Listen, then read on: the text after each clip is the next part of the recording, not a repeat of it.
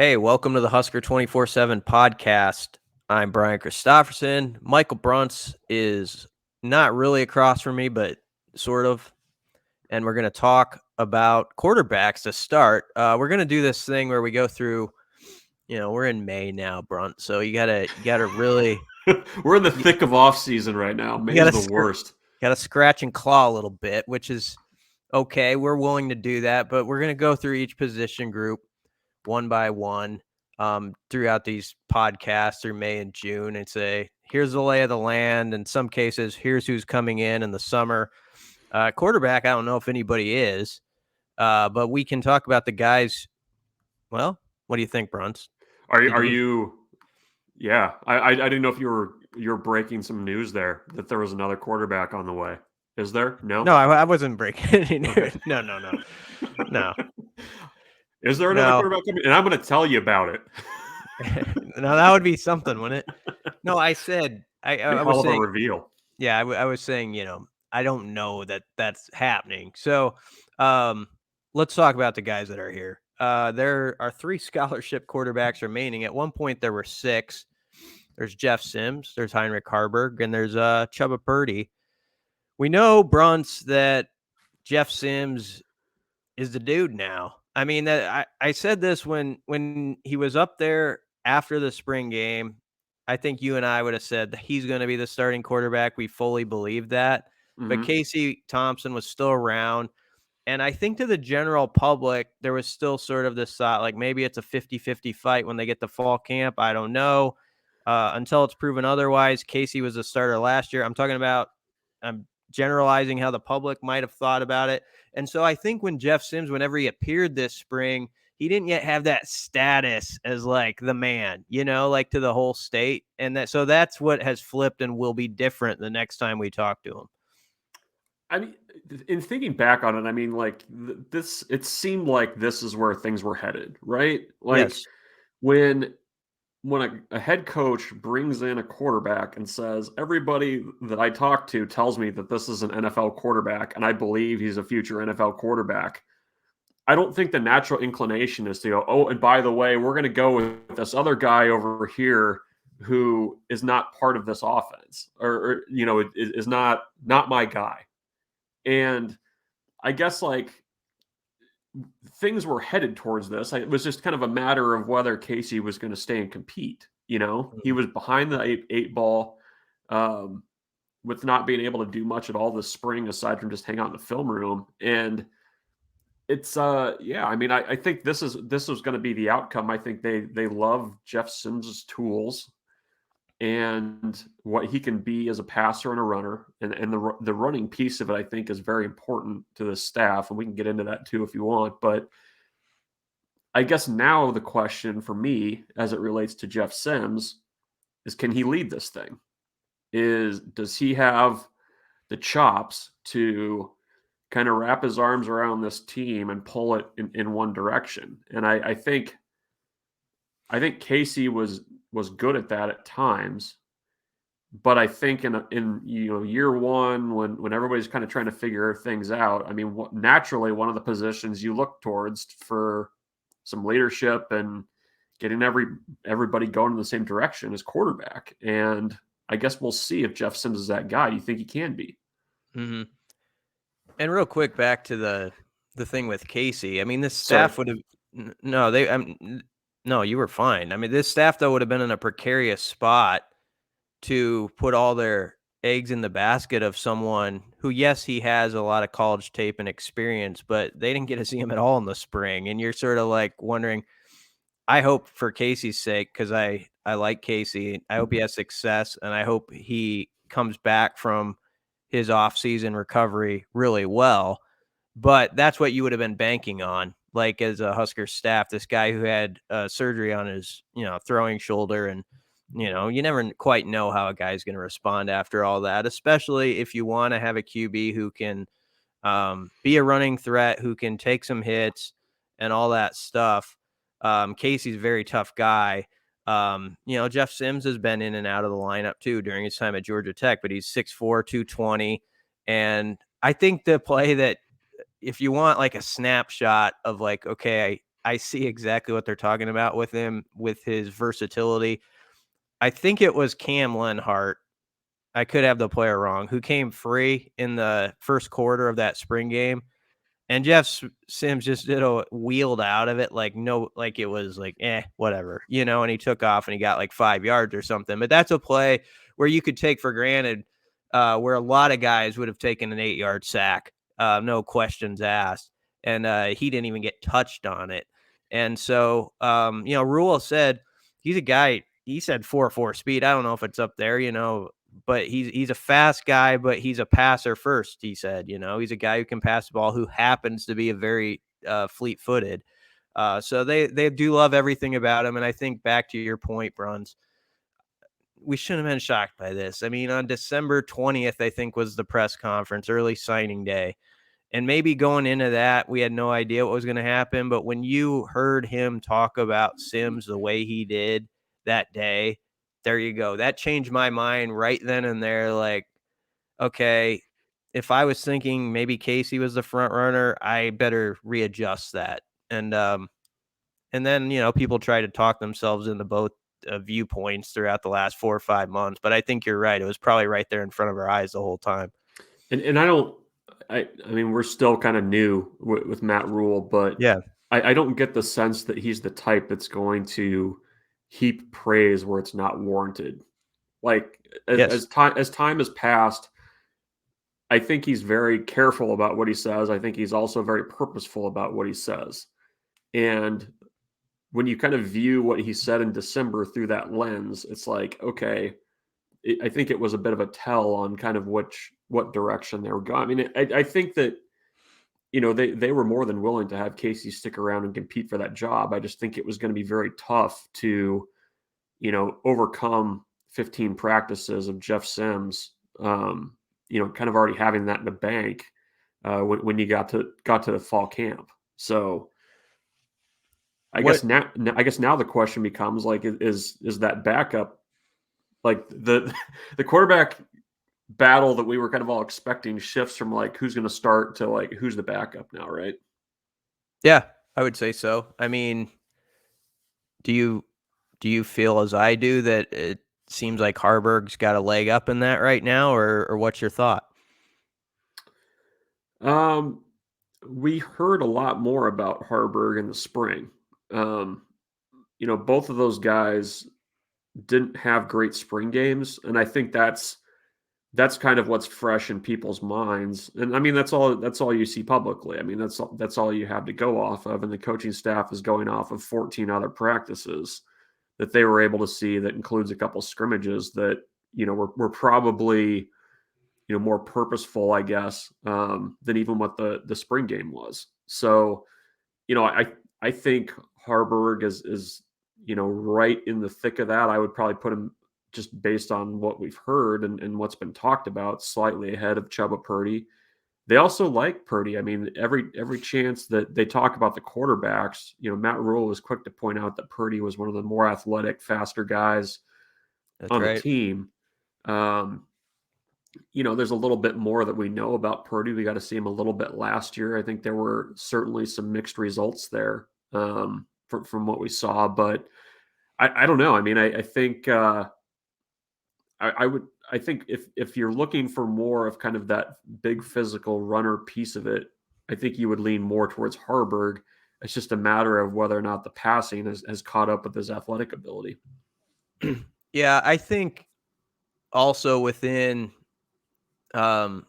Sims and Harburg, and you could do the same with Purdy, but I really can see the combination platter, I guess, so to speak, with Sims and Harburg, where if I'm going to bring up the worst case scenario because it's a long season. And if like Sims has to go out a series in the second quarter of some game, I think Harburg has a skill set running the ball and stuff where they could pretty naturally go to a game plan with him without, basically having to have one thing for this guy, a completely different thing for the other guy. I think there can be kind of a seamless transition there between the two. Now, some guy's going to excel, certain areas better than the other, but I do think that's something to keep in mind that could be pulled off. Is there anything, I don't know, did anything surprise you this spring at the QB position, or what's like the biggest question ahead for you? Well, you can take either of those questions, but I guess Harburg surprised me. I mean, just like sometimes you got to step back and say 2 months ago we would have been discussing outside the walls. Is this guy going to maybe play tight end or something? And now we're talking about him as maybe the backup QB. So you've got to say, whatever people think of the spring game performance, that's a guy who got a lot done in the spring and had a very effective 15 practice sessions when you think of it that way. Yeah, it's an interesting discussion because Nebraska had a very big quarterback room in today's college football landscape. I mean, there were a ton of guys in that room this spring. That's pared down to 3 scholarship guys now. And I guess the discussion in my mind comes down to about the backup spot is, can whoever comes in there come in and effectively run your offense? And I think the inclination for some fans is to view the backup spot as like your backup is, right there with your starting quarterback and can do everything.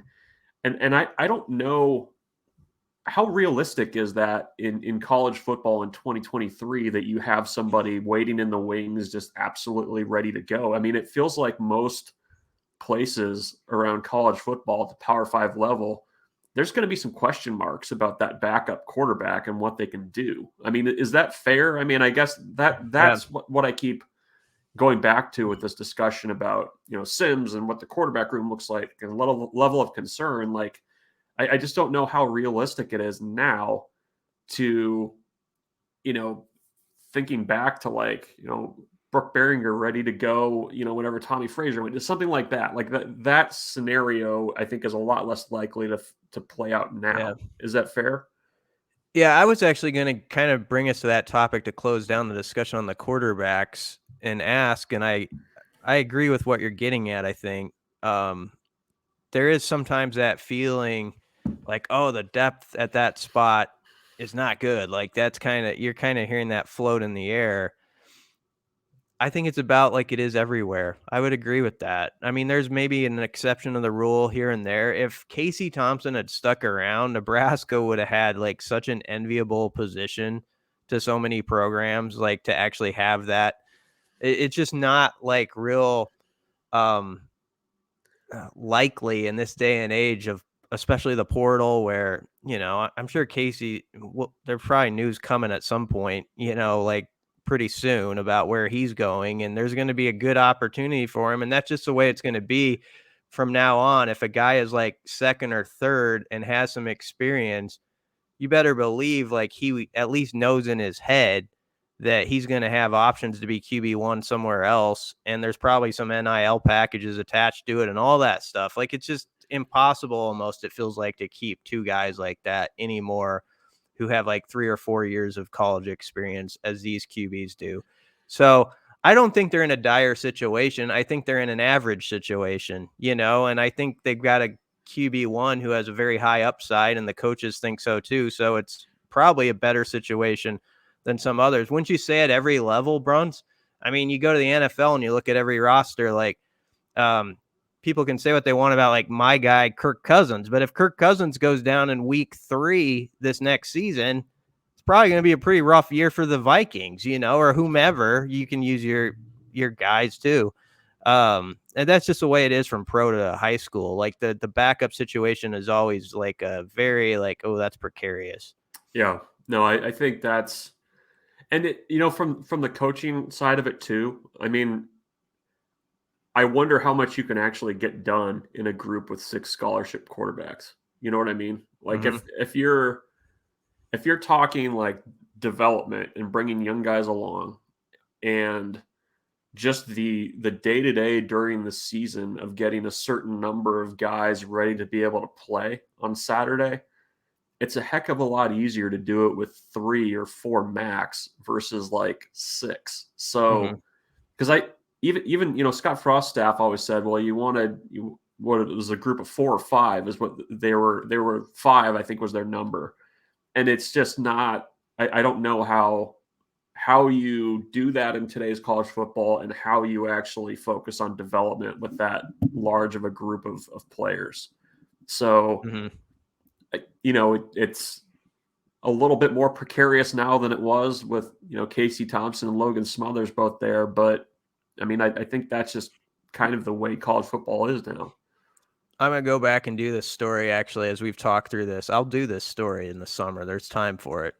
I'll go back, look at the last 40 years or whatever, can pick the time frame, and like give you the 3 deep of what the QB situation looked like. And I think people would be pretty. I mean, there were some really good Husker teams where I don't want to knock guys. I mean, they're in this program, but there's some second or third stringers where it was a little dicey when they got thrown into the mix. Let's be real about that. Nebraska, when their national title team with their third stringers in there, had to, resort to 3 or 4 plays, so let's call it like it is. So that's the way it has been. So this isn't like some unusual development where your second or third guy, you're kind of wondering like, oh, how's that going to go? So, but I'm going to do that story. This has inspired me, Bruntz, maybe I'll be proven wrong. And you've had Andrew Bunch going in the big house, right? That's where he had to go in and play a little bit. And another example where a week before, and this was even before the portal is like it is now, you had Jebbia and a guy who you think is maybe the backup, and he's out the door like a week before the opener, so that's where we're at now in college football. So get used to it. I mean, it's just, he's still playing. He's at Ohio State now. Yeah. I mean, that's good for him. I bet he'll be he'll probably be a sharp, like, he'll be an offensive coordinator somewhere in like 10 years or something. So yeah. I think that's what's going on there. So people shouldn't make fun of that. He's studying up. But anything else on the QBs, or did we cover all the ground? I think we covered the ground. I don't mean to be defensive. Like, sometimes I think people are like, oh, you're just trying to defend a bad situation. It was a bad week of news at that spot. I just think as you go through it, this is like the realistic endpoint we were always going to arrive at about this time of year. I mean, maybe there would have been 4. I'll tell you, Logan Smothers is the one guy. If he were like, you just had him as like a nice backup option, I would take that. Yeah, you would feel, I think, significantly better about the spot if you had him around. Yep. All right, we're going to come back on the other end, and we're going to talk some Husker hoops. There's been a lot of news there, and it's the roster's filling out there.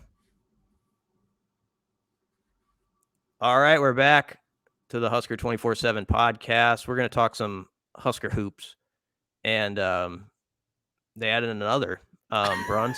They're now just one away from filling up all the scholarship spaces that we know of. Yep. Josiah Allick has joined the crew. He's a Lincoln lad, played at North Star, 6'8" guy, was at New Mexico last year. Just kind of reading the quotes. He hasn't done a lot of interviews since he committed to Nebraska, but he did an outgoing interview with the Albuquerque newspaper, and I think he just thought like maybe there was some ways he could be used better in an offense, and that's basically the gist of that. And any time you get a chance to come home, that's not a bad deal for him, and not a bad deal for Nebraska basketball. Worked out pretty well last year when Sam Grissel came back. You have a guy who has those extra feels, for the program, and maybe that kind of rubs off on some other guys.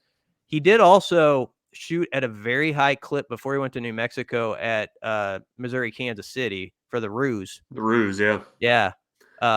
And had a year where he averaged 15 points a game. So good length. I believe he's a little dinged up now, so he needs to recover from an injury. So that'll be something to monitor. But nice pickup, doesn't it seem?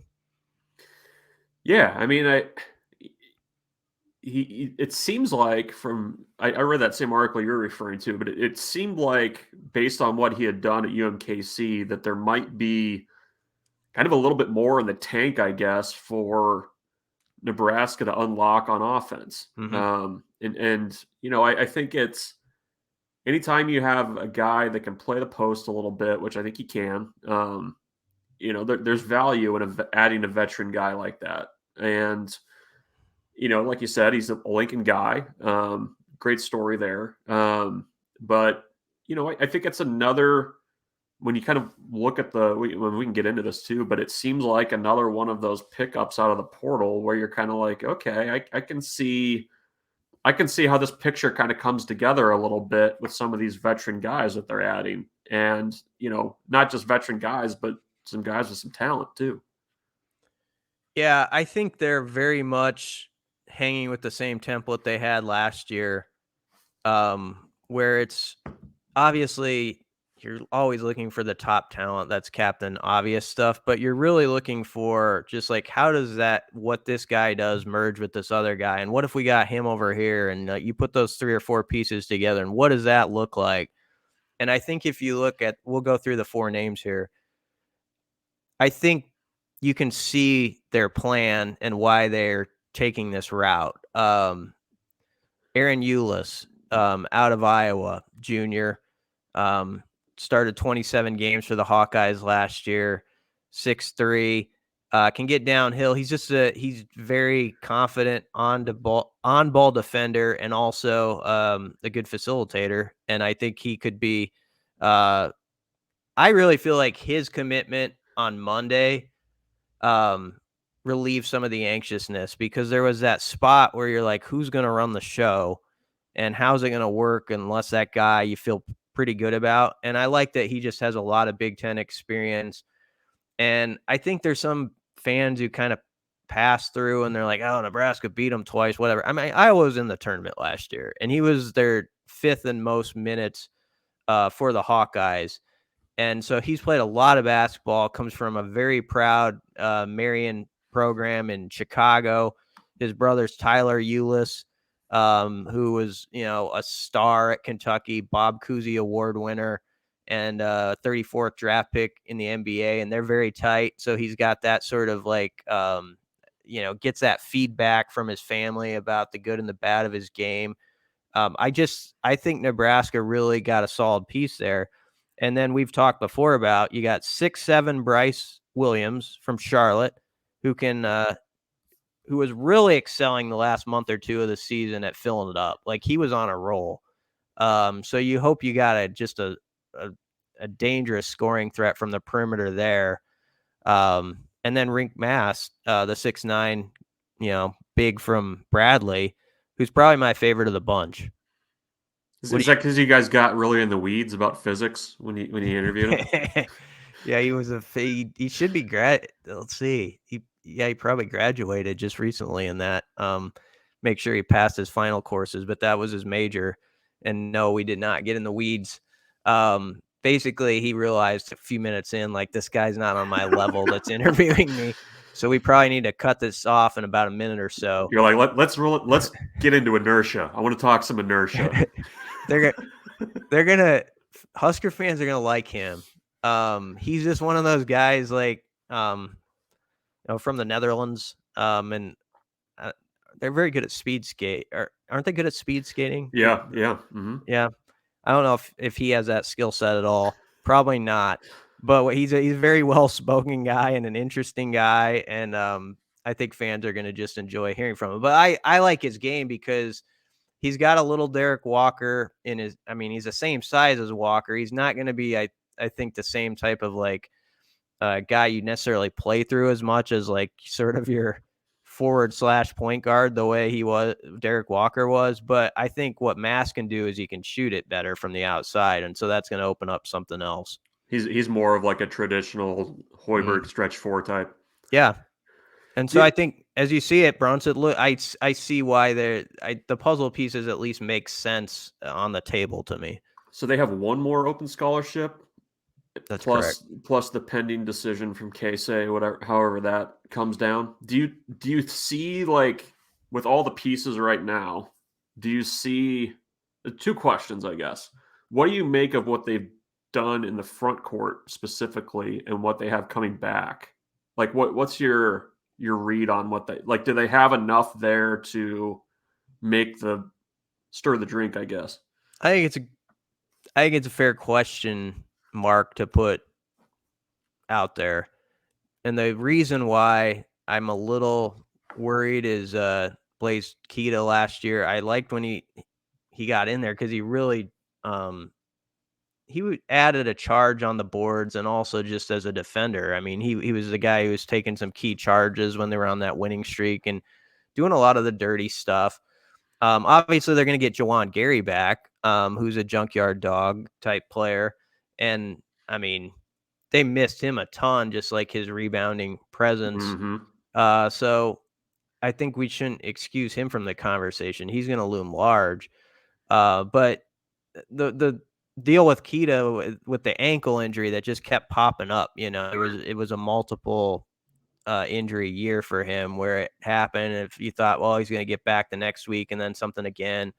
And so that's where you get a little worried and you just hope that he can shake through that.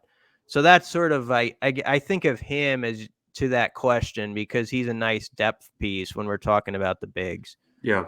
And is there a need that they absolutely have to have with that last scholarship, or are they like best available now? Do you kind of put it in your pocket? I mean, I don't know. Does it even make sense nowadays to carry over a scholarship? I don't think so. I don't think so. I mean, that smarter people than me could probably, give an argument one way or the other, but I don't see it. I mean, every year you're going to flip 4 or 5 guys anyway. So why wouldn't you want to take every space available? I mean, it's nice that they have, like Sam Hoiberg is not on scholarship and it doesn't show up on the chart, but he showed he can play in the Big Ten. So that's a nice, background option to have. As whether he's your 7th, 8th guy or higher even than that. But yeah, I think a wing, a slashing wing who could do some damage would be a real nice piece. There's still some good guys out there. I don't have any names to specifically. I wouldn't feel comfortable throwing any out right now. But the good part is I don't see like that one glaring hole where you're just like, oh, they're screwed right now if they don't get this, which is why I think Ulis was the biggest deal of all. Cause then it's like, it just settled things, it's like, okay, they got a team to put on the floor now. Well, otherwise you're basically back to that situation that you're almost kind of like Nebraska football trying to find a center most years. It's like, who can we move over here or have somebody do that job that might not be the best at it, but they're adequate. Like you've got that piece of it figured out. Cause I mean, they've got guys that can do it. I just think, like you said, I mean, having that kind of experience in the Big Ten and the guy, I think is a big deal. One last thing on hoops. We're obviously focused on the portal right now, but the guy that I'm most excited of all to see is Jamarcus Lawrence and what he does from last year and how he uses the runway from the last 2 months of his season, where that was just a completely different guy from like January to March. I mean, it was a guy who like had no hesitation with the jumpers, like confidence just all around in his game. And he got hot. And, even in the Big Ten tournament when Nebraska didn't play their best, it was Lawrence like in the first half who had, double digits and kind of kept them going. And that's a guy where for Husker basketball to find that next level, you're always going to have to sort of hit the right guys who have the right ingredients from the portal every season. That's just the way it is across the landscape now. But you need like those 2 or 3 guys who have kind of started in the program and then year to year, they're just getting a little bit better. And if Jamarcus Lawrence is a little bit better than he was last year, that's pretty good. Because he was one of the better freshmen in the league by the end of the season. Yeah, no, that would be huge. And it's funny. I mean, with the way the portal is now, you almost kind of don't get excited about guys' development. You know what I mean? Like you just kind of assume that everybody moves on anyways. And I don't know. I mean, he more than anybody on that roster, I think, is kind of exciting in terms of what he can be. I think as if he stays and continues on that plane. Yeah, it's so interesting. Like Nebraska was in on a Brady Dunlap, who was a really good recruit, and he ended up picking St. John's. And you would have loved to get a guy like that, no doubt about it. But it's almost, we're in that era where if you don't get him, you're like, okay, you move on and you get a guy who's 3 years older, and who knows, I'm not saying him specifically, but who knows, a guy that you maybe recruited, if he might not pop back in your radar and you have that relationship with him a couple years down the road. It just makes sense that you'd, in most cases where you're like, I'll take the 21 or 22-year-old over the guy just out of high school. And so it's a whole new world. I feel a little bit bad for the high school recruits sometimes because of it, but that's where we're living. Yeah, no, I think there's more significantly, and especially for a program that needs to win now in getting somebody that can help you right away. All right. Well, we've exhausted all we have to say, I think, about quarterbacks and Husker hoops. We'll have a lot more on the site, though. Even though it's May, we just keep going. We're going to keep putting up content. No off season. Nope, there isn't an off season. And so you should come back to Husker 24/7 for all the latest.